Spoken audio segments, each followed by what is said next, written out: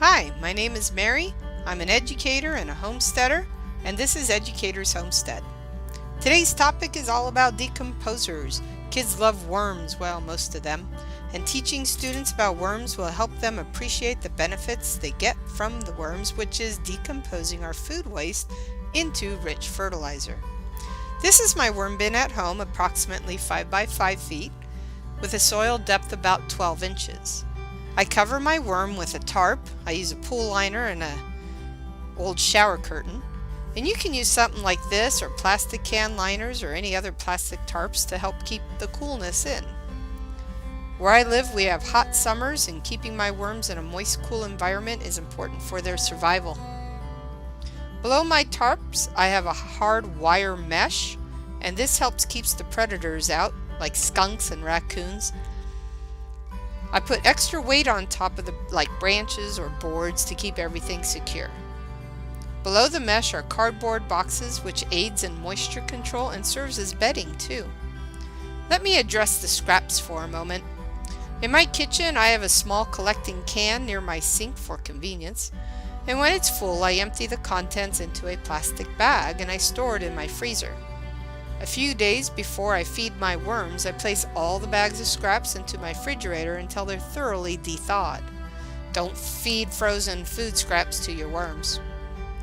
I check my bin at least once a week, adding food, checking moisture. From week to week, I rotate around my bin, adding scraps to a new area each week.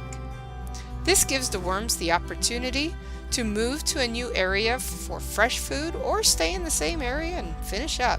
Their choice. Worms actually move quite a bit in a bin, you'd be surprised. Back to the outside worm bin.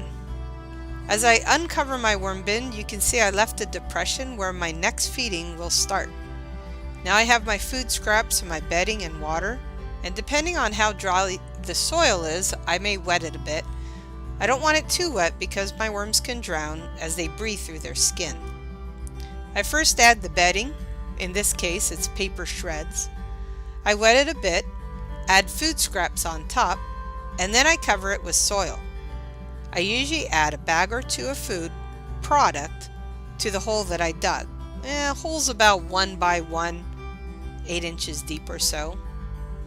I have thousands and thousands of worms in my bin, and as your worm population grows, you will get an idea how fast your worms consume the food.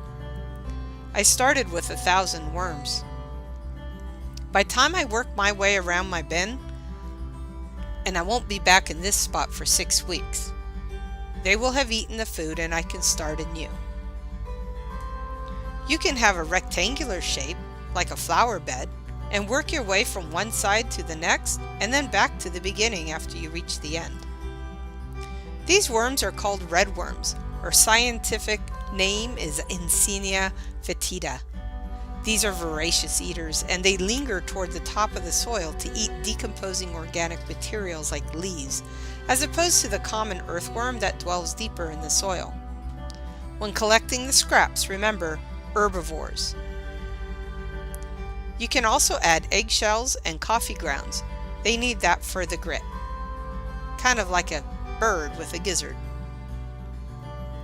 There's additional items you do not want to put into a classworm worm bin, and in my next video we'll talk about that. Well, thank you for joining me. I hope this video was informative and made the idea of having a worm bin in your yard a little less mysterious and daunting. If you liked the video, please leave a like, and if you have a question or want to tell me about your worm bin, I'd love to hear your experiences.